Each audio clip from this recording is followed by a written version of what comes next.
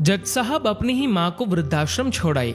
आश्रम में माँ का ध्यान रख सके इसलिए वहां के चौकीदार से दोस्ती कर ली थी और उसे कुछ पैसे भी दे दिए थे। चौकीदार के पूछने पर जज साहब ने चौकीदार को अपने दिल की बात आंखों में आंसुओं के साथ बता दी कि घर में पत्नी है जो माँ के साथ बदतमीजी से पेश आती है और पत्नी के कहने पर दोनों बच्चों ने माँ से बात करनी ही बंद कर दी। माँ को अकेलापन लगने लगा और इन सब वजहों से दिन भर रोती रहती थी, इसीलिए उसे आश्रम छोड़ने के लिए आ गए। तो चौकीदार ने कहा, जज साहब आपके सामने सारे सबूत थे कि कौन सही और कौन गलत है, लेकिन अपनी ही माँ के साथ न्याय नहीं कर पाए तो औरों के साथ क्या न्याय करते होंगे आप। ये बात जज साहब के दिल को चुभ गई। चौकीदार की इतनी सी बात का इतना असर हुआ कि 2 रात नींद नहीं आई, 2 दिन से खाना नहीं खाया और कोर्ट भी नहीं गए। ऐसा लग रहा था जैसे एक चौकीदार ने जज साहब की दुनिया हिला दी हो।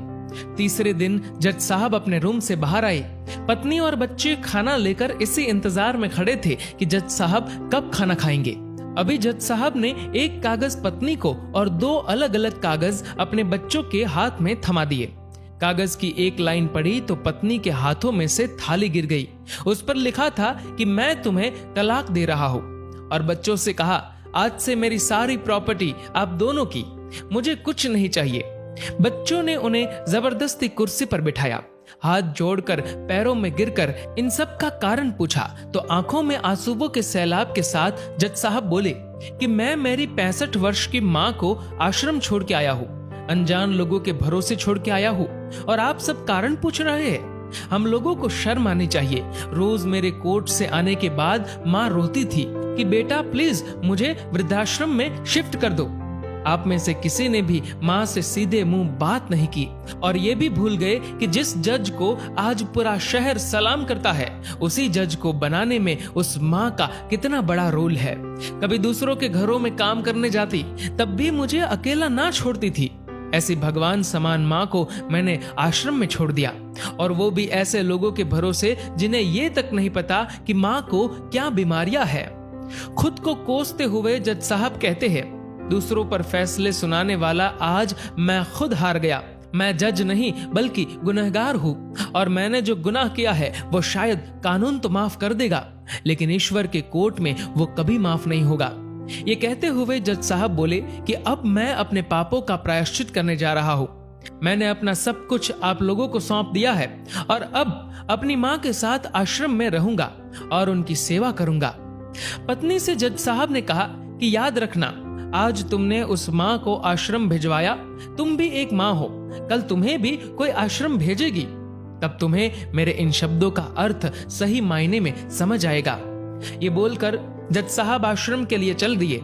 आधी रात को चौकीदार भी जज साहब को देखकर चौंक गया। आश्रम के अंदर दाखिल हुए तो देखा माँ सो रही थी। करीब जाकर देखा तो पूरे परिवार की तस्वीर से लिपटकर रोते हुए माँ सो गई थी। आश्रम का प्रशासन भी जाग गया, क्योंकि पीछे पीछे पत्नी और बच्चे भी आ गए थे। उन्हें यह एहसास हो गया था कि उन्होंने क्या पाप किया है। तभी आश्रम की एक कर्मचारी बोली, हम इन्हें आपको नहीं सौंप सकते, क्या पता कल आप इन्हें मार दो तो। ये सुनते ही जज साहब की पत्नी को दिल में बहुत दर्द हुआ। वो बोल उठी कि मैडम जी, शायद हमारे हाथों बहुत बड़ा पाप हुआ है, मानते हैं, लेकिन अब हम इन्हें मारने नहीं, इन्हें एक नया जीवन देने आए हैं। आश्रम के सभी बुजुर्गों की आंखों में आंसू थे। सब के सब रो पड़े। खुशी के आंसुओं के साथ माँ को घर ले आए। लेकिन वही आश्रम में अनेक आंखें ऐसी थी जो किसी ना किसी का इंतजार कर रही थी। माँ, तेरा कर्ज मुझसे अदा क्या होगा, तू अगर नाराज है तो खुश मुझसे खुदा क्या होगा। दोस्तों, इस कहानी को लेकर आपकी क्या राय है, नीचे कमेंट करके जरूर बताएगा। और दोस्तों, अगर आपको ये वीडियो पसंद आए तो इस वीडियो को लाइक करेगा और ज्यादा से ज्यादा लोगों तक शेयर करेगा। और ऐसे ही और भी इंस्पिरेशनल वीडियोस के लिए सब्सक्राइब करें हमारे यूट्यूब चैनल को और फेसबुक पर फॉलो करें हमारे पेज को। धन्यवाद।